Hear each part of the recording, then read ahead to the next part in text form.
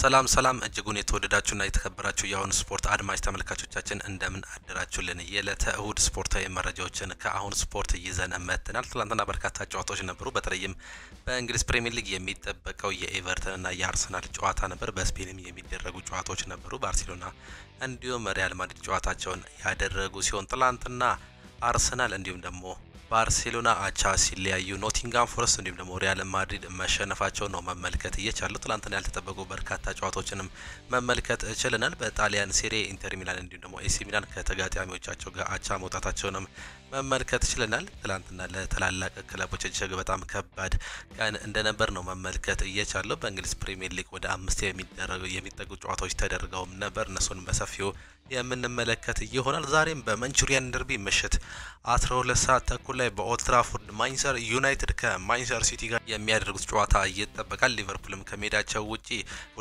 ከፉላም ጋር የሚጫወት ይሆናል። ቼልሲም ከሜዳቸው ውጪ የሚያደርገው ጨዋታ ተጠባቂ ነው ከብሬንትፎርድ ጋር። ቶተናም ከሳውዛምፕተን ጋር እንዲሁ ይጫወታሉ። እነዚህን ጨዋታዎችንም በሰፊው የምንመለከት ይሆናል። በጣሊያን ሴሪ፣ በስፔን ላሊጋ፣ በፈረንሳይ ሊጓን እንዲሁም ደግሞ በጀርመን ቡንደስሊጋ የሚደረጉ ጨዋታዎችም አሉ። እሱንም በሰፊው የምንመለከት ይሆናል። ከዚህም ወጣ ስንል ደግሞ በክለብ መረጃዎቻችን የተለያዩ የክለብ መረጃዎቻችን እንዲሁም ደግሞ የፕሬስ ኮንፈረንሶችን የምናቀርብላቸው ይሆናል። በተለይም ዛሬ ማንቸስተር ዩናይትድ ከማንቸስተር ሲቲ የማንቹሪያን ደርቢ ምሽት 12 ሰዓት ተኩል ላይ በኦልድ ትራፎርድ ስቴዲየም አሰልጣኝ ሩበን አሞሪም ከአሰልጣኝ ፔፕ ጋርዲዮላ ጋር የሚያደርጉት ጨዋታ በሰፊው የምንመለከትላቸው ይሆናል። ከእናንተ የሚጠበቀው ሰብስክራይብ በማድረግ የቤተሰባችን አባል እንዲሆኑ ነው። ላይክ በማድረግ ደግሞ እንድታበረታቱን እንጠይቃችኋለን።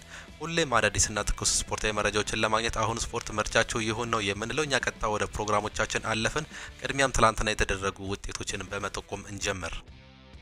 በትላንትናው ዕለት ያልተጠበቁ በርካታ ውጤቶችን ተመልክተናል። በተለይም በእንግሊዝ ፕሪሚየር ሊግ ቀን እየተደረገ የ8 ሰዓት ተኩል ጨዋታ ነበር። በጉዲሰን ፓርክ ኤቨርተን ከአርሰናል ጋር ባደረጉት ጨዋታ ገና ጋብሪኤል ማጋሌዝ በተጎዳ በመጀመሪያው ሳምንት አቻ መውጣትም ችለዋል። ትላንትና ከኤቨርተን ጋር አንድ አቻ ነው ማጠናቀቅ የቻሉት። ምንም እንኳን በመጀመሪያው አጋማሽ ሊያንድሮ ትሮዛርድ በ34ኛው ደቂቃ ላይ ጎል አስቆጥሮ እየመሩ ቢገኙም በሁለተኛው አጋማሽ ገና ደቂቃዎቹ ሳይሄዱ በተሰራ ጥፋት ምክንያት በፔናልቲ አቻ መሆን ችለው ነበር። ይህንንም ጥፋት መስራት የቻለው ሉዊስ ስኬሊ ነው በ46ኛው ደቂቃ ላይ። በዚህም እንግዲህ ኒዲዬ በ49ኛው ደቂቃ ላይ ፔናልቲዋን በማስቆጠር አቻ መለየት ችለዋል። ትላንትና ምንም እንኳን የጨዋታ የበላይነት ቢኖራቸውም አርሰናሎች ምንም አይነት የበርካታ ሙከሮችን መመልከት አልቻለም። አጠቃላይ 5 ሙከሮችን ብቻ ነው ማድረግ የቻሉት። 69% ቦል ፖሰስ ማድረግ ቢችሉም 5 ሙከሮችን በጨዋታው መመልከት ችለናል። ባለሜዳዎቹ ኤቨርተኖች በዴቪድ ሞይስ እየተመሩ 31% ቦል ፖሰስ ማድረግ ችለው ነበር። 4 ሙከሮችን ነው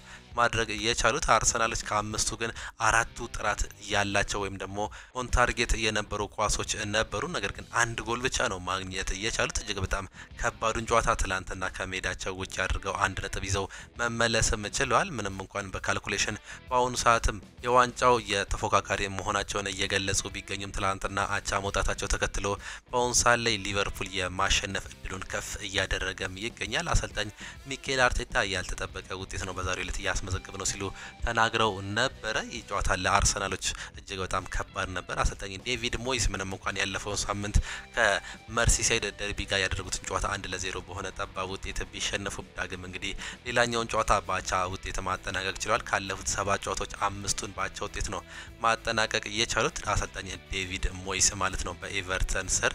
ትላንትና እንግዲህ ይህንንም ጨዋታ በአንድ አቻ ውጤት ማጠናቀቅም ችለዋል። ሌላኛው ክሪስታል ፓላስ ከብራይተን ኤንድ ሆቭ አልቢዮን በነበረው ጨዋታ 3 ቢጫ ካርዶችን በተመለከትንበት በዚህ ጨዋታ በክራቨን ኮቴጅ ክሪስታል ፓላስ ከብራይተን ጋር ያደረገውን ጨዋታ 2-1 ማጠናቀቅም ችሏል። ክሪስታል ፓላሶች 2 ቀይ ካርድ እንዲሁም ደግሞ ብራይተኖች 1 ቀይ ካርድ በጨዋታው መመልከት ይችላል። ጂያን ማቴታ እንዲሁም ደግሞ ዳንኤል ሙኖዝ ናቸው ሁለቱን ጎሎች ማስቆጠር የቻለው። ዳኒ ሚሳ ዌልቤክ ብቸኛውን ጎል ማስቆጠር ችሎ ነበር ያቻነተውን ጎል። ማቴታ ገና በ3ኛው ደቂቃ ላይ ኤቤሬቺ ኤዜ አሲስት ያደረገለትን ኳስ በማስቆጠር 1-0 መምራት ቻሉ። ከዛ በ31ኛው ደቂቃ ላይ ዌልቤክ አቻ ማድረግ ቢችልም በሁለተኛው አጋማሽ ኤዜ እንዲሁ ደግሞ አሲስት አድርጎ ሙኖዝ ባስቆጠረው ጎል እንግዲህ ሁለት ለአንድ በሆነ ውጤት ማሸነፍ ችሏል። ምንም እንኳን የጨዋታ የበላይነት እንዲሁም ደግሞ የሙከራ የበላይነት ይኖራቸው እንዲ ብራይተን ኤንድ ሆቭ አልቢዮኖች ትላንትና ተሸንፈው መውጣት ችሏል። 7 ሙከራዎችን ያደረጉ ሲሆን አራቱ ጥራታቸውን የጠበቁ ኦን ታርጌት ነበሩ። ነገር ግን አንድ ጎል ብቻ ነው ማግኘት የቻሉት። ክሪስታል ፓላስ ከ3 ኦን ታርጌቶች ሁለቱን ወደ ጎልነት በመቀየር ሙሉ 3 ነጥባቸው በሜዳቸው ማግኘት ችሏል። በትላንትናው ጨዋታ ላይ ኤዲ ኒኪታ እንዲሁም ደግሞ ማርክ ጉዩ በቀይ ካርድ የወጡ ተጫዋቾች ናቸው። ኤዲ ኒኪታ በሁለት ቢጫ ካርድ በ78ኛው ደቂቃ ላይ በቀይ ካርድ የወጣ ሲሆን በ90ኛው ደቂቃ ላይ በተመሳሳይ ማርክ ጉዩ በሁለት ቢጫ ካርድ ከሜዳ መሰናበት ችሏል። በብራይተን በኩል ቫን ሄቼ ነው በሁለት ቢጫ ካርድ ምክንያት ባለቀ ሰዓት ላይ በቀይ ካርድ ከሜዳ መውጣት እየቻለው። ትላንትና እንግዲህ ምንም እንኳን እንደዚህ አይነት አጋጣሚዎችን ብንመለከት በሁለቱም በኩል እንደገና ጉዳቶችንም ተመልክት ነበር። በዚህም ዲያጎ ጎሜዝ በብራይተን በኩል በጉዳት ሲወጣ ላክሮስክ ክሪስታል ፓላስ በኩል ሌላኛው የወጣ በጉዳት ምክንያት ተጫዋች ነው። ኢፕስዊች ከወልቨርሃምፕተን ጋር ያደረጉት ሌላኛው ተጠባቂ ጨዋታ ነበር። ይህ ጨዋታ ዳግም እንግዲህ ኢፕስዊቾች በሜዳቸውና በደጋፊዎች ፊት በወልቨርሃምፕተን ተሸንፏል። ይህም ወልቨርሃምፕተንን ከወራጅ ቀጠናው ከፍ አድርጎ ያስቀመጠበትንም ሌላኛውን ውጤት ያስመዘገቡበት ጨዋታ ነው። 2-1 በሆነ ውጤት ነው ከሜዳቸው ውጪ ማሸነፍ እየቻሉት ወልቨርሃምፕተን ኢፕስዊችን። እንዲሁ በርንማውዝ ከዌስትሃም ጋር እየተደረገም ጨዋታ ነበር። በዚህ ጨዋታ በርንማውዞች ሁለት አቻ ማጠናቀቅ ችሏል። ኢቫን ኢልሰድ በ38ኛው ደቂቃ ላይ ቢያስቆጥረም ፉልክሩክ እንዲሁም ደግሞ ጃሮድ ቮን ባስቆጠሯቸው ጎሎች 2-1 ሲመሩ ነበር። ነገር ግን በ79ኛው ደቂቃ ላይ ራሱ ኢቫን ኢልሰድ ባስቆጠረው ጎል ምክንያት እንግዲህ አንዳንድ ነጥብ ተጋርተው መውጣትም ችሏል። አስቶን ቪላ ከኖቲንጋም ፎረስት ጋር ያደረጉት የምሽት 1 ሰዓት ተኩል ጨዋታ ነበር። በዚህም ጨዋታ አስቶን ቪላ ኖቲንጋም ፎረስትን በሜዳውና በደጋፊዎች ፊት በቪላ ፓርክ በማስተናገድ 2-1 ማሸነፍ ችሏል። ኑኖ ስፕሪንቶ ሳንቶ እንግዲህ ከተለያዩ ጨዋታዎች በኋላ ትላንትናም ተሸንፏል። ሶስተኛ ደረጃ ላይ የሚቀመጠው ኑኖ ስፕሪንቶ ሳንቶ ኖቲንጋም ፎረስት ትላንትና እጅ መስጠቱን ነው መመልከት እየቻለው። ሞርጋን ሮጀርስ እንዲሁም ደግሞ ዶይ ማለን ናቸው ሁለቱን ጎሎች ማስቆጠር እየቻሉት። በ2 ደቂቃ ልዩነት ነው በ13ኛውና በ15ኛው ደቂቃ ላይ ማስቆጠር እየቻሉት። ጆታ ሲልቫ በ57ኛው ደቂቃ ላይ ምንም እንኳን ጎል ቢያስቆጥርም እንግዲህ ሌላ ጎሎችን ማግኘት አልቻሉም። ትላንትና አስቶን ቪላዎች በሜዳቸውና በደጋፊዎች ፊት 3 ነጥባቸውን ማሳካት ችለዋል። 14 ሙከራዎች ያደረጉ ሲሆን 8ቱ ጥራታቸውን እየጠበቁ ነበሩ። በተቃራኒው በኖቲንጋም ፎረስት በኩል 17 ሙከራዎችን ያደረጉ ሲሆን 3 ሙከራዎችን ብቻ ናቸው ኢላማቸውን መጠበቅ እየቻሉት። 14ቱ ኢላማቸውን ያልጠበቁ ሙከራዎች እንደነበሩ ነው መመልከት እየቻለው። በዚህም እንግዲህ ምንም እንኳን ቢሸነፍም ሶስተኛ ደረጃነቱን አሁንም ኖቲንጋም ፎረስት ማስጠበቁን ቀጥሎበታል። በደረጃ ሰንጠረዡ ሊቨርፑል በ73 ነጥብ እንዲሁም ደግሞ በ43 ነጥብ ጎል አንደኛ ደረጃ ላይ መቀመጥ ችሏል። የዛሬ ጨዋታ ሳይጫወት ማለት ነው። አርሰናል በ62 ነጥብና በ30 ነጥብ ጎል ሁለተኛ ደረጃ ላይ የተቀመጠ ሲሆን ኖቲንጋም ፎረስት በ57 ነጥብና በ14 ነጥብ ጎል ሶስተኛ ደረጃ ላይ መቀመጥ ችሏል። ቼልሲ በ52 ነጥብና በ17 ነጥብ ጎል በተመሳሳይ አራተኛ ደረጃ ላይ መቀመጥ ችሏል። ማንቸስተር ሲቲ በ51 እና በ17 ነጥብ ጎል ነው አምስተኛ ደረጃ ላይ መቀመጥ የቻለው። አስቶን ቪላ ትላንትና ማሸነፉን ተከትሎ ወደ ስድስተኛ ደረጃ ላይ መምጣት ችሏል። ኒውካስል ዩናይትድ አንድ ቀሪ ጨዋታ አለው። ይህን ጨዋታ የማሸነፍ እድል ካለው ከፍ ማለትም ይችላል። በአሁኑ ሰዓት ላይ እንግዲህ ቼልሲ የዛሬን ጨዋታ የሚያሸንፍ ከሆነ ወደ 55 ነጥብ ከፍ በማድረግ ከኖቲንጋም ፎረስት ጋር ያለውን የነጥብ ልዩነት 2 ማድረስም ይችላል። በወራጅ ቀጠናው ኢፕስዊች፣ ሌስተር ሲቲ እንዲሁም ደግሞ ሳውዝሃምፕተን 18ኛ፣ 19ኛ እና 20ኛ ደረጃ ላይ መቀመጥም ችሏል። በስፔን ላሊጋም ጨዋታዎች ተደርገው ነበር። ያልተጠበቁ ውጤቶችን ነው በትላንትናው ዕለት መመልከት የቻለው። ጂሮና ከዲፖርቲቮ አላቬዝ ጋር ያደረገውን ጨዋታ 1-0 በሜዳውና በደጋፊዎች ፊት የተሸነፈ ሲሆን ሌላኛው ሪያል ማድሪድ ከቫሌንሲያ ጋር ያደረጉት የቀን 11 ሰዓት ከሩብ ጨዋታ ነበር። በዚህ ጨዋታ እንግዲህ ሪያል ማድሪድ በሜዳውና በደጋፊዎች ፊት በቫሌንሲያ 2-1 ተሸንፏል። በሳንቲያጎ በርናቦ ትላንትና እንግዲህ ባለቀ ሰዓት በተቆጠረበት ጎል ነው ተሸንፈው መውጣት የቻለው። በ15ኛው ደቂቃ ላይ ጎል ተቆጠረበት። ከዛ በ50ኛው ደቂቃ ላይ ቪኒሲየስ ጁኒየር አቻ ማድረግ ችሎ ነበር። ጁድ ቤሊንጋም አሲስት ማድረጉን ተመልክተን ከዛ በኋላ ሁጎ ዱሮ በ90+5 ላይ ባስቆጠረው ጎል እንግዲህ ተሸንፈው መውጣት ችሏል። በ10ኛው ደቂቃ ላይ ፔናልቲ አግኝተው ነበር። በተለይም ቪኒሲየስ ኪሊያን ምባፔ መጠለፉን ተከትሎ ቫር ነው ይህን ነገር አሲስት በማድረግ ወይም ደግሞ በማስተላለፍ ይህ ነገር በቫር መጽደቁን መመልከት እየቻለው ከዛ በኋላ ቪኒሲየስ ጁኒየር እችን ፔናልቲ አምክኗታል። ከዛም በኋላ እንግዲህ በተደረገ ጨዋታ ነው እንግዲህ ምንም እንኳን የጨዋታ የበላይነት እንዲሁም ደግሞ የሙከራ የበላይነት ቢኖራቸውም ትላንትና ሪያል ማድሪዶች በሜዳቸውና በደጋፊዎች ፊት መሸነፍም ችሏል። 65% ቦል ፖሰስ ማድረግ ችለው ነበር። 17 ሙከራዎችን እንዲሁም ደግሞ 9 ኦን ታርጌቶች ማድረግ ችለው ነበር። ነገር ግን አንድ ጎል ብቻ ነው ማግኘት እየቻሉት በሜዳቸውና በደጋፊያቸው ፊትም እንግዲህ ሌላኛውን ሽንፈት በዛሬው ዕለት መቅመስም ችሏል። ቀጣይ ጨዋታቸው አርሰናል ሪያል ማድሪድ እንደሆነ ይታወቃል። በፍላይ ኤምሬትስ ከባድ ጨዋታ ያደርጓል በቻምፒየንስ ሊጉ ማለት ነው። ይህንንም ጨዋታ የምንመለከት ነው የሚሆነው። ሌላኛው ማዮርካ ከሴልታ ቪጎ ጋር ያደረጉትም ጨዋታ በሴልታ ቪጎ 2-1 አሸናፊነት ተጠናቋል። ባርሴሎና ከሪያል ቤቲስ ጋር ምሽት 4 ሰዓት ላይ የተጠባቂ ጨዋታ ነበር። ሪያል ቤቲስ በአሁኑ ሰዓት ላይ እጅግ በጣም ጥሩ እንቅስቃሴ ላይ ይገኛሉ። ባርሴሎናም ጥሩ ደረጃ ላይ ይገኝ ነበር። ትላንትና ግን ሁለቱ ክለቦች በተገናኙበት ሰዓት ላይ በስፖቲፋይ ካምፕ ነው አንዳቻ ማጠናቀቅ ችሏል።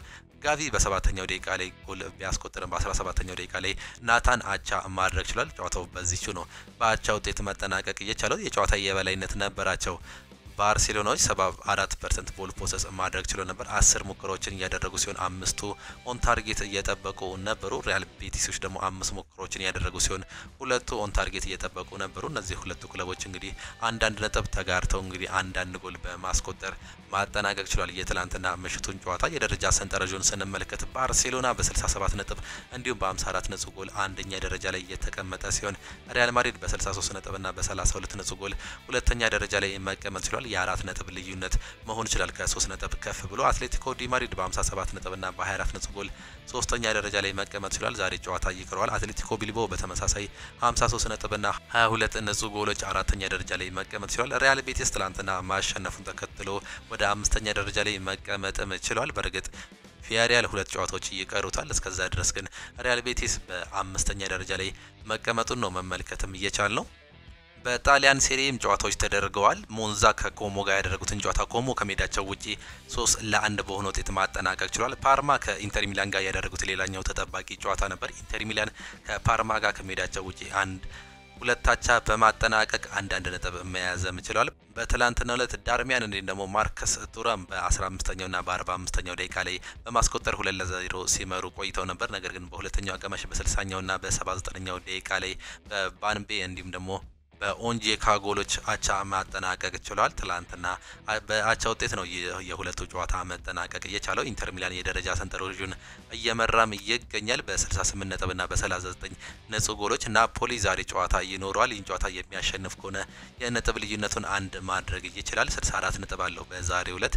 የሚያሸንፍ ከሆነ ወደ 67 ነጥብ ከፍ የማለትም እድል ይኖረዋል። ሶስተኛ ደረጃ ላይ የተቀመጠው አታላንታ ነው። ከዛ ቦሎኛ፣ ጁቬንቱስ፣ ፊዮሬንቲና፣ ሮማ፣ ላዚዮ እያለ ይቀጥላል የደረጃ ሰንጠረዣቸው። ሌላኛው ጨዋታ ኤሲ ሚላን በሜዳውና በደጋፊዎች ፊት በሳንሲሮ ጁሴፔ ሜዛ ከፊዮሬንቲና ጋር ያደረጉት ጨዋታ ነበር። በዚህም ጨዋታ 2 አቻ ነው ማጠናቀቅ የቻለው። ቲያው እንዲሁም ደግሞ ሞይስኪን በማስቆጠር በ7ኛውና በ10ኛው ደቂቃ ላይ ፊዮሬንቲኖች 2-0 ሲመሩ ቢቆዩም በ23ኛውና በ64ኛው ደቂቃ ላይ ታሚ አብርሃም እንዲሁም ደግሞ ሉካ ጆቪች ባስቆጠሯቸው ጎሎች አቻ መጠናቀቅ ችሏል። ዱዶ በ89ኛው ደቂቃ ላይ ለፊዮሬንቲና ጎል ማስቆጠር ቢችልም ቫር ከጨዋታዎች በማለት እንግዲህ እንደሻረው ነው የተመለከትነው። የጨዋታ የበላይነት ነበራቸው ኤሲ ሚላኖች በሜዳቸው። ነገር ግን 8 ኦን ታርጌት ተሞክሮባቸዋል። 6 ኦን ታርጌት ነው እነሱ መሞከር እየቻሉት ኤሲ ሚላን። በዚህም ትላንትና 2 አቻ በሆነ ውጤት ነው መጠናቀቅ እየቻለው። በጀርመን ቡንደስሊጋም ጨዋታዎች ነበሩ። ሄዴኒየም ከባየር ሊቨርኩሰን ጋር ያደረጉትን ጨዋታ ባየር ሊቨርኩሰን 1-0 በሆነ ጠባብ ውጤት ማሸነፍ ችሏል። ቦቹም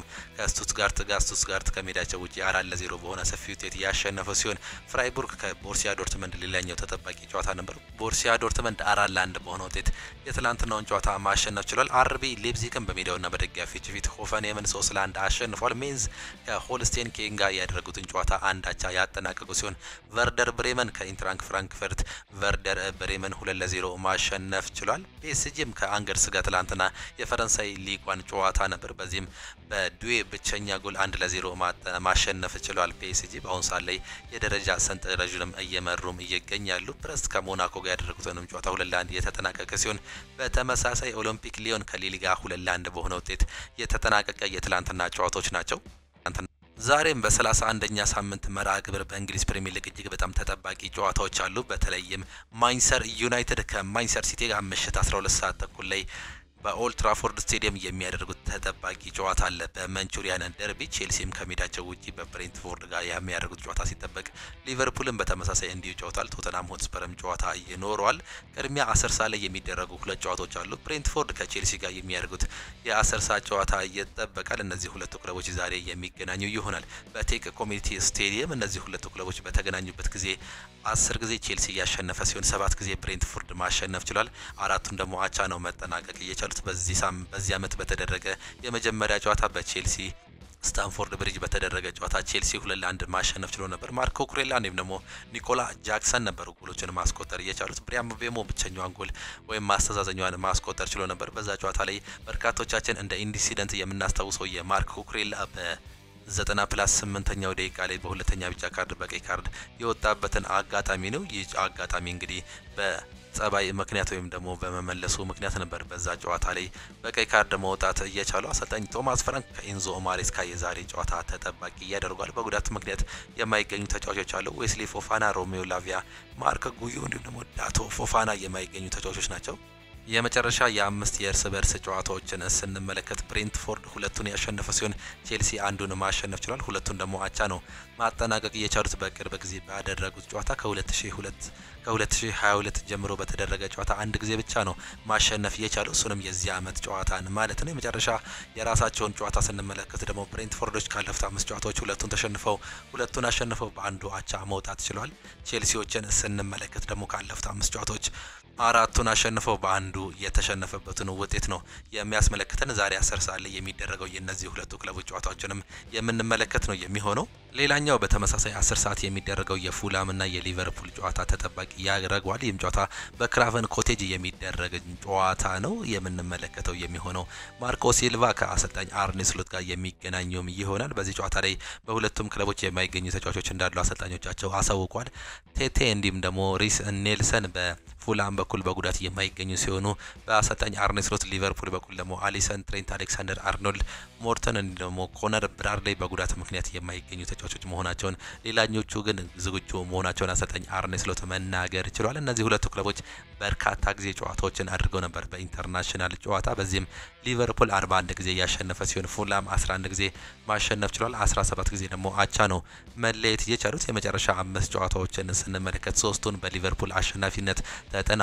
ሁለቱ ደግሞ በአቻ ውጤት ነው መጠናቀቅ የቻለው። በዚህ ዓመት በአንፊልድ በተደረገ ጨዋታ እነዚህ ሁለቱ ክለቦች አቻ ነው ማጠናቀቅ የቻሉት። እጅግ በጣም የሚገርም ጨዋታ ነበር በዛ ጨዋታ ላይ መመልከት የቻለው። አንድሬስ ፔሬራ በ11ኛው ደቂቃ ላይ በማስቆጠር 1-0 ሲመሩ ቆይተው ከዛ በሁለተኛው አጋማሽ ገና በገቡ በሁለት ደቂቃ ልዩነት ኮዲ ጋክፖ አቻ ማድረግ ቻለ። ከዛ በኋላ በ76ኛው ደቂቃ ላይ ሮድሪጎ ሙኒዝ 2-1 እንዲመሩ ሌላኛውን ጎል መፍጠር ችሎ ነበር። ከዛ በ86ኛው ደቂቃ ላይ ዲያጎ ጆታ እንግዲህ ተቀይሮ ገብቶ ወሳኛውና የአቻነቷን ጎል ማስቆጠር ችሎ ነበር። በርካቶቻችን የምናስታውሰው ገና በተጀመረ በ17ኛው ደቂቃ ላይ አንዲ ሮበርትሰን በጥፋት ምክንያት ስትሬት ሬድ ካርድ ተመልክቶ መውጣቱን ተመልክተናል። ያም ጨዋታ እጅግ በጣም ለሊቨርፑሎች ከባድ የሚያደርገው ጨዋታ እንደነበር ነው መመልከት እየቻለው። ዛሬም ደግሞ ቀን 10 ሰዓት ላይ እነዚህ ሁለቱ ክለቦች የሚጫወቱም ይሆናል። የመጨረሻ 5 ጨዋታቸውን ስንመለከት ፉላም ባለፉት 5 ጨዋታዎችን 3ቱን የተሸነፈ ሲሆን በአንዱ አሸንፎ በአንዱ አቻ መውጣት ችሏል። ሊቨርፑሎችን ስንመለከት ካለፉት ተከታታይ 5 ጨዋታዎች 3ቱን ያሸነፉ ሲሆን በሁለቱ መሸነፋቸውን ስታቲክሳቸው ያመላክተናል። አንዱ በቻምፒየንስ ሊግ አንዱ በካራቦ ካፕ ፍጻሜ ነበር መሸነፍ የቻሉት። የዛሬውን ጨዋታ ሌላኛው ተጠባቂ ጨዋታ ያደርገዋል። በተለይም የዛሬውን ጨዋታ የሚያሸንፉም ከሆነ ከአርሰናል ጋር ያላቸው የነጥብ ልዩነት ከፍም ይላል። ማለትም ወደ 13 ነጥብ ነው ከፍ ማለት የሚችለው። በአሁን ሰዓት ላይ 73 ነጥብ ይዞ አንደኛ ደረጃ ላይ መቀመጥ ችሏል ሊቨርፑል። አርሰናል ደግሞ በ62 ነጥብ ነው ሁለተኛ ደረጃ ላይ የሚቀመጠው።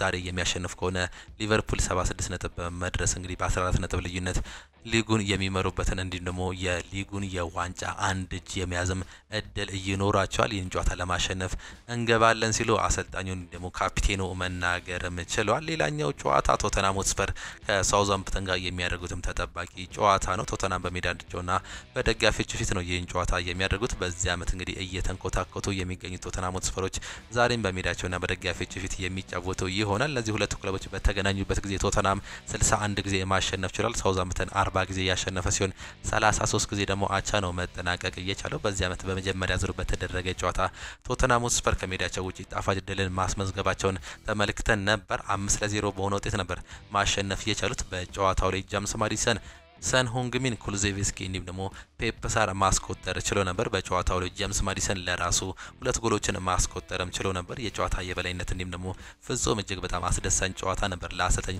አንጌ ፖስቴኮግሉ እንዲሁም ደግሞ ለቶተንሃም ሆትስፐር። ዛሬም ደግሞ በሜዳቸውና በደጋፊዎች ፊት ይህንን ቲም የሚገጥሙ ይሆናል። የእርስ በርስ የመጨረሻ 5 ጨዋታቸውን ስንመለከት ቶተንሃም ሆትስፐር 2ቱን ያሸነፈ ሲሆን አንዱን ሳውዛምፕተን ማሸነፍ ችሏል። 2ቱን ደግሞ በአቻ ውጤት ነው ማጠናቀቅ የቻሉት። በዛሬው ጨዋታ ላይ የሚገኙ የቶተንሃም ሆትስፐር እንዲሁም ደግሞ የሳውዛምፕተን ተጫዋቾች አሉ። ሪቻርልሰን፣ ኬቨን ዳንሶ፣ ኩሉዜቭስኪ እንዲሁም ደግሞ ራዱ ድራጉሲን በጉዳት ምክንያት በቶተንሃም በኩል የማይገኙ ተጫዋቾች ናቸው። በሳውዛምፕተን በኩል ኦናቾ፣ ሪያን ፍሬዘር፣ ስቲዋስ ግሮምባርክ እንዲሁም ደግሞ ኦጎቾ በጉዳት ምክንያት የማይገኙ ተጫዋቾች መሆናቸውን አሰልጣኙ ማረጋገጥም ችሏል። አሰልጣኝ አንጌ ፖስቴኮግሉ የዛሬውን ጨዋታ እናሸንፋለን ሲሉ ነው መናገር እየቻሉት። የደረጃ ሰንጠረዣቸውን ስንመለከት 16ኛ ደረጃ ላይ መቀመጥ ይችላል። ቶተንሃም ሆትስፐር ዛሬ ሳይጫወት በ34 ነጥብና በ11 ንጹህ ጎሎች፣ ሳውዛምፕተን በ10 ነጥብ 20ኛ ወይም የግርጌው ደረጃን መያዝም ችሏል። ቀን 10 ሰዓት ላይ የሚደረግ ጨዋታ ነው። ይህም ጨዋታ ሌላኛው ምሽት 12 ሰዓት ተኩል ላይ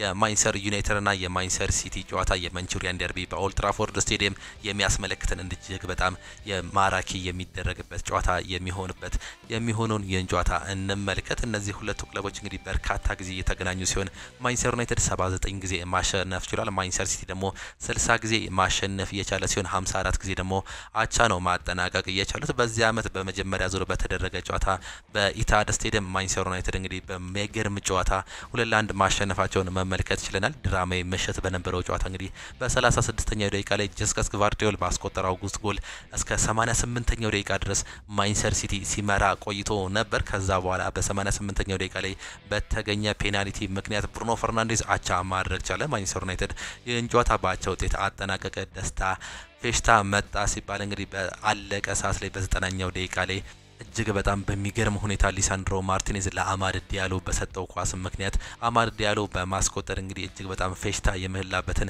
የማንቸስተር ዩናይትድ የደስታ ውጤትን ማስመዝገብ ችሎ ነበር፣ 2-1 በማሸነፍ ማለት ነው። በርካቶቻችን ይህን ጨዋታ የምናስታውሰው ጨዋታ ነበር። በሜዳውና በደጋፊዎች ፊት እየተጫወተው ማንቸስተር ሲቲ ያልተጠበቀ ሽንፈትን መከናነቡን ተከትሎ እንግዲህ ማንቸስተር ዩናይትዶች ደስተኛ እንደነበሩ እናስታውሳለን። አሰልጣኙም እንዲሁ እንደዚህ አይነት ጨዋታዎችን እንወዳለን፣ ነገር ግን ዛሬ እጅግ በጣም ደስ የሚል ጨዋታ ነው ሲሉ ሀሳባቸውን መስጠት ችለው ነበር። በዛ ጨዋታ ላይ ሜሰን ማውንት ገና በመጀመሪያው ደቂቃ ላይ በ13ኛው ደቂቃ ላይ በጉዳት ምክንያት ተቀይሮ ወጥቶ ነበር። በዛሬው ጨዋታ ላይ ደግሞ እንግዲህ ከዛ በኋላ የመጀመሪያው የአሰላለፍ ውስጥ የሚገባበት ጨዋታ ሊሆን እንደሚችል ነው እየተገለጸ የሚገኘው። በዛ ጨዋታ ላይ በጉዳት ምክንያት ተቀይሮ ከወጣ በኋላ ያለፈውን ጨዋታ ነበር ተቀይሮ መግባት እየቻለው። ዛሬ ምናልባትም የመሰለፍ እድልም ሊኖረው እንደሚችል ነው እየተገለጸ የሚገኘው። እነዚህ ሁለቱ ባላንጣ የአንድ ከተማ ክለቦች ዛሬም የሚጫወቱ ይሆናል በኦልድ ትራፎርድ ስቴዲየም።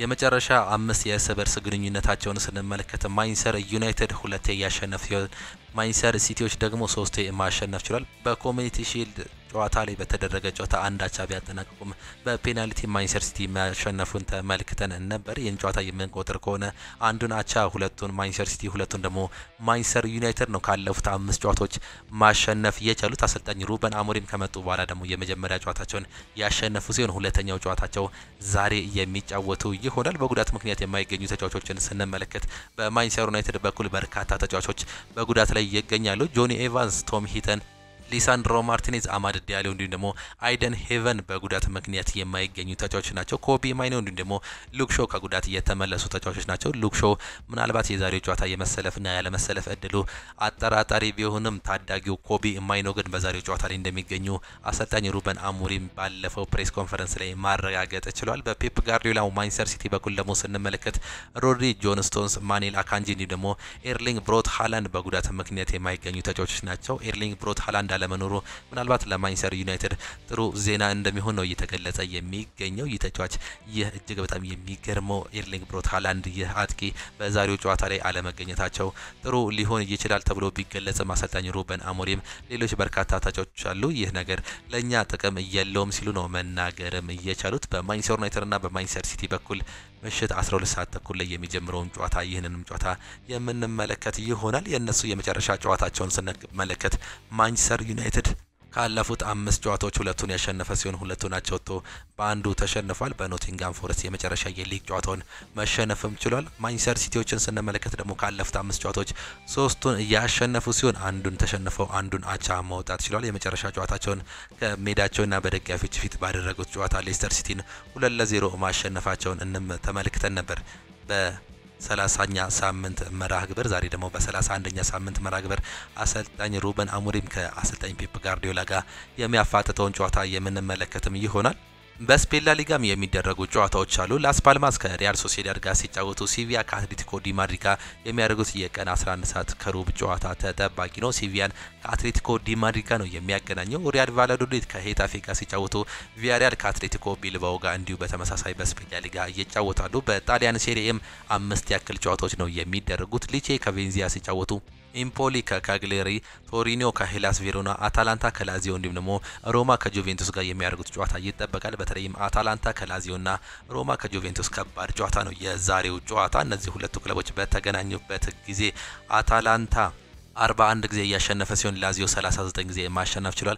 50ውን ጊዜ ደግሞ በአቻ ውጤት ነው ማጠናቀቅ የቻሉት። የዚህ ዓመት የመጀመሪያ ዙር ጨዋታን በላዚዮ ስቴዲየም አቻ ማጠናቀቅ ችሎ ነበር። ዛሬ ደግሞ ከሜዳቸው ውጪ ላዚዮች የሚገጥሙ ይሆናል። ይህም ጨዋታ ተጠባቂ ያደርገዋል። ሮማ ከጁቬንቱስ ጋር የሚያደርጉትም ሌላኛው ተጠባቂ ጨዋታ ነው። እነዚህ ሁለቱ ክለቦች እንግዲህ የታሪክ ቁርሾ ያላቸው ክለቦች ናቸው። ጁቬንቱስ 94 ጊዜ ያሸነፈ ሲሆን ሮማ 49 ጊዜ ማሸነፍ ችሏል። 58 ጊዜ ደግሞ አቻ ነው መጠናቀቅ የቻሉት። የመጀመሪያ ዙር የዚህ ዓመት ጨዋታውን ስንመለከት 0-0 በሆነ አቻ ውጤት ነበር በቱሪን ያጠናቀቁት የነበረው በጁቬንቱስ ስቴዲየም። ዛሬ ደግሞ በሜዳቸውና በደጋፊዎች ፊት ሮማ ጁቬንቱስን የሚያስተናግድ ይሆናል። በዚህ ዓመት ሁለቱም ክለቦች ጥሩ ደረጃ ላይ አይገኝም። በተለይም ጁቬንቱሶች አሰልጣኛቸውን ማሰናበታቸው ይታወቃል። ቲያጎ ሞታን ዛሬ ይህንን አሰልጣኝ ካሰናበቱ በኋላ የሚያደርጉት ሌላኛው ተጠባቂ ጨዋታ ነው። ጁቬንቱሶች እንግዲህ 5ኛ ደረጃ ላይ መቀመጥ ችሏል 55 ነጥብ በመሰብሰብ። ሮማዎች ደግሞ 7ኛ ደረጃ ላይ ነው መቀመጥ የቻሉት። የነጥብ ልዩነታቸው 3 ነጥብ ብቻ ነው። ሮማ ተከታታይ 5 ጨዋታዎችን እያሸነፉ ሲሆን በሊጋቸው ጁቬንቱስ ካለፉት 5 ጨዋታዎች ሁለቱን ሲሸነፉ በ3ቱ ማሸነፍም ችሏል። ይህን ጨዋታ ሮማዎች የማሸነፍ እድል ካላቸው እንግዲህ ወደ 5ኛ ደረጃ ላይ መቀመጥ ይችላሉ ጁቬንቱስን በመብለጥ። ይህም ጨዋታ ሌላኛው በጣሊያን ሴሪ እጅግ በጣም ተጠባቂ ያደርገዋል። በ31ኛ ሳምንት የጣሊያን ሴሪኤ በጀርመን ቡንደስሊጋ 2 ጨዋታዎች ይደረጋሉ። ሴንት ፖሊ በሜዳውና በደጋፊዎች ፊት ቦሩሲያ ሞንችግላድባን የሚያስተናግድ ሲሆን ዩኒየን በርሊን ከወልፍስበርግ ጋር የሚያደርጉት ሌላኛው ተጠባቂ ጨዋታ ነው። በፈረንሳይ ሊጓንም 5 ያክል ጨዋታዎች ይደረጋሉ። ሌንስ ከሴንት ኢቴን፣ ሞንቲፒሊየር ከሊ ሃርቭስቴድ፣ ሬምስ ከስትራትቡርግ ስቴድ፣ ሬንስ ከአግዠር፣ ኦሎምፒክ ዴ ማርሴይ ከቶሉዝ ጋር የሚያደርጉት የዛሬ ተጠባቂ ጨዋታዎች ናቸው። የእናንተን ግምት ደግሞ በማንቹሪያን ደርቢ ላይ እንፈልጋለን። የተወደዳችሁና የተከበራችሁ አድማጮቻችን ምሽት 12 ሰዓት ተኩል ላይ በሚጀምረው የማንቸስተር ዩናይትድ እና የማንቸስተር ሲቲ አሰልጣኝ ሩበን አሞሪም ከፔፕ ጋርዲዮላ የሚያፋጥጠውን ይህን ጨዋታ ማን ያሸንፋል? ሀሳብ አስተያየታችሁን፣ ግምታችሁን ኮመንት ቦክስ ላይ ልትሰጡን ትችላላችሁ። እኛም በግምታችሁ መሰረት የተለያዩ ሽልማቶችን እያበረከትን ወይም ደግሞ የምናበረከት ነው የሚሆነው። ይህን ጨዋታ ከባድ ጨዋታ እንደመሆኑ መጠን በማንቹሪያን ደርቢ ማን ያሸንፋል? ግምታችሁን ኮመንት ቦክስ ላይ አስቀምጡልን። ወደ ዋና ዋና መረጃዎቻችን ስናልፍ ደግሞ ቼልሲ ተጫዋቹ ከውድድር ውጪ መሆኑን በትላንትናው ዕለት መረጋገጥ ችሏል። የምዕራብ ለንደኑ ክለብ ቼልሲ የተከላካይ ስፍራ ተጫዋች የሆነው ዌስሊ ፎፋና ባጋጠመው ጉዳት ምክንያት ለረጅም ጊዜ ከሜዳ ይርቃል። ተጫዋቹ ያጋጠመው ጉዳትን ተከትሎ ቀዶ ጥገና ማድረጉን ክለቡ ባወጣው ይፋዊ መግለጫም ማሳወቅ ችሏል። የ24 ዓመቱ ተጫዋች ዌስሊ ፎፋና በጉዳቱ ምክንያት ከውድድር ውጪ መሆኑን አሰልጣኙም ማረጋገጥ ችሏል። ፒኤስጂ ሻምፒዮን መሆንም ችሏል። የፈረንሳይ ሊጓንን በ74 ነጥቦች እየመራ የሚገኘው ፒኤስጂ ከአንገርስ ጋር ያደረገውን ጨዋታ 1-0 ማሸነፉን ተከትሎ የሊጉ አሸናፊ መሆኑን አረጋግጧል። ፒኤስጂ 6 የሊግ ጨዋታዎች እየቀሩት ከወዲሁ ምንም ጨዋታ ሳይሸነፍ የፈረንሳይ ሊጓን አሸናፊ መሆኑን ማረጋገጥ ችሏል። ለአራተኛ ተከታታይ ዓመት የሊጉ ሻምፒዮን የሆነው ፒኤስጂ 13 ዓመታት ውስጥ 11 ጊዜ የሊጉን ዋንጫ ማሸነፍም ችሏል። ፒኤስጂ በታሪካቸው 13ኛ የፈረንሳይ ሊጓን ዋንጫ ማሳካትም ችሏል። ፒኤስጂ በሊጉ ታሪክ ለመጀመሪያ ጊዜ ምንም ጨዋታ ሳይሸንፉ በበላይነት ለማጠናቀቅ የ6 ጨዋታ እድሜ ብቻ ይቀራቸዋል። ፒኤስጂ በውድድር ዓመቱ ካደረጋቸው 28 ጨዋታዎች 23ቱን ሲያሸንፉ በአምስቱ ብቻ አቻ ማጠናቀቅም ችሏል። ፒኤስጂ ትላንትና ይህንን ድል ነው ማስመዝገብም እየቻለው። ባየር ሙኒክ ወሳኝ ተጫዋቹን በጉዳትም አጥቷል። የጀርመኑ ቡንደስሊጋው ክለብ ባየር ሙኒክ ወሳኝ የመሃል ሜዳ ተጫዋቹ ጀማል ሙሲላ በጉዳት ምክንያት ከሜዳ እንደሚርቅ አሳውቋል። ተጫዋቹ ትላንትና ምሽት ባጋጠመው ጉዳት ምክንያት እስከ 2 ወራት ከሜዳ ሊርቅ እንደሚችል መገናኛ ብዙሃን እየገለጹ ይገኛሉ። ይህንንም ተከትለው ጀማል ሙሲላ ባየር ሙኒክ ከኢንተር ሚላን ጋር የሚያደርገውን ሻምፒየንስ ሊግ የደርሶ መልስ ጨዋታ የሚያመልጠውም ይሆናል። በጀርመን ቡንደስሊጋ በመምራት ላይ የሚገኘው ባየር ሙኒክ በአሁኑ ሰዓት ላይ ጀማል ሙሲላ፣ አልፎንሶ ዴቪስ፣ ዲያውት ኢፑምካኖ፣ ኢቶ ማኑኤል ኑዌር እንዲሁም ደግሞ ፓቭሎቪች እና ኪንግስሌ ኮልማን በጉዳት ላይ ያሉ ተጫዋቾች ናቸው። እነዚህ ወሳኝ ተጫዋቾቻቸው እንግዲህ በቻምፒየንስ ሊጉ የማይገኙም ይሆናል። ፍሎሪያን ቪርትስ ወደ ማንቸስተር ሲቲ የሚሄድ እድል እንዳለው ነው እየተገለጸ የሚገኘው። ማንቸስተር ሲቲ የባየር ሊቨርኩሰንን አጥቂ ፍሎሪያን ቪርትዝን ከኬቨን ደብሪነ ተተኪን ለማድረግ እንደሚፈልገው ካሁኑ እየተገለጸ ይገኛል። ኬቨን ደብሪነ በውድድር ዓመቱ መጨረሻ ማንቸስተር ሲቲን እንደሚለቅ ማሳወቁ አይዘነጋም። ባየር ሊቨርኩሰኖች በበኩላቸው ለጀርመናዊ ተጫዋች ፍሎሪያን ቪርትዝ አዲስ ኮንትራት ማቅረባቸውን ፋብሪዚዮ ሮማኖ ነው ማረጋገጥ የቻለው። ተጫዋቹ ከባየር ሊቨርኩሰን የቀረበለት ውል ማራዘሚያ ኮንትራት ውል ማፍረሻው አንቀጽ ያላካተተ መሆኑ በትላንትናው ዕለት በፋብሪዚዮ ሮማኖ መረጋገጥም ችሏል። ቶማስ ሙለር ባየር ሙኒክን እንደሚለቅ አሳውቋል። ጀርመናዊው የባየር ሙኒክ የመሃል ሜዳ ተጫዋች ቶማስ ሙለር በውድድሩ ዘመኑ መጨረሻ ክለቡን እንደሚለቅ በይፋ ማሳወቅም ችሏል። ቶማስ ሙለር ከባየር ሙኒክ ጋር ያለውን ኮንትራት በውድድር ዓመቱ መጨረሻ የሚጠናቀቅ ሲሆን ክለቡን ለማራዘም አለመፈለጉ ነው የተነገረው። ይህንንም ተከትሎ ቶማስ ሙለር ከባየር ሙኒክ ጋር ከ25 ዓመታት በላይ መቆየቱ ነው ይፋ የተደረገው። ቶማስ ሙለር በባየር ሙኒክ ቤት ምን አሳካ የሚለውን ስንመለከት 12 በቡንደስሊጋ ዋንጫዎችን ያሸነፈ ሲሆን 2 የሻምፒየንስ ሊግ ዋንጫዎችን ማንሳት ይችላል። 6 የጀርመን ዋንጫ እንዲሁም ደግሞ 743 ጨዋታዎችን ማድረግ ችሏል። በዚሁ ክለብ ጎሎችንም ያስቆጠረ ሲሆን 247 ጎሎችን አስቆጥሯል። 273 ጎሎች ላይ ደግሞ አስተዋጽኦ ማድረግ የቻለ ወይም ደግሞ አሲስት ማድረግ የቻለ እጅግ በጣም ፈርቀዳጅ ተጫዋች ነው። ምንም እንኳን የተጫዋች እንግዲህ ይለቃል ቢባልም ሙለር ለአጭር ጊዜ ውልም ማራዘም ችሏል። ከ25 ዓመታት በኋላ ባየር ሙኒክን ለመልቀቅ መጨረሻ ላይ እንደሚለቅ ያሳወቀው ቶማስ ሙለር የአጭር ጊዜ ውል መፈረምም ችሏል። ባየር ሙኒክ ቶማስ ሙለርን በዓለም ክለቦች ዋንጫ ውድድር እንዲሳተፍ በማሰብ የአጭር ጊዜ ኮንትራት እንደሰጡት ነው ይፋ የተደረገው። ቶማስ ሙለር የፈረመው የአጭር ጊዜ ኮንትራት ለ1 ወር ያክል የሚቆይም ነው የሚሆነው። ቶማስ ሙለር ከዚህ በኋላ ሀሳቡን ሰጥቷል። ፍላጎቴ ባይሆንም ውሳኔውን አከብራለሁ ሲል ነው የተናገረው። ቶማስ ሙለር ባየር ሙኒክ ኮንትራቱን ለማራዘም ባለመፈለጉ ክለቡን ለመልቀቅ መገደዱ በይፋ ተረጋግጧል። ክለቡ ውሌን ለማራዘም ንግግር ላይ መቀመጥ አልፈለገም ሲል ቶማስ ሙለር በሰጠው አስተያየትም አስተናግሯል። ባየር ሙኒክ መልቀቅ የኔ ፍላጎት አልነበረው ያለው ቶማስ ሙለር ይሁን እንጂ ለክለቡ አስተዳደር የወሰነ ውሳኔ አከብራለሁ በማለት ነው መናገርም እየቻለው። ብሩኖ ፈርናንዴዝ፣ ሮናልዶ እንዲሁም ደግሞ ሊዮኔል ሜሲ በታሪክ ምርጥ ተጫዋቾች ናቸው ሲል ተናግሯል። ፖርቹጋላዊ የቀያዮቹ ሰይጣኖች አምበል የሆነው ብሩኖ ፈርናንዴዝ፣ ሮናልዶ እንዲሁም ደግሞ ሊዮኔል አንድሬስ ሜሲ በታሪክ ምርጥ እግር ኳስ ተጫዋቾች ናቸው ሲል ይሰማል።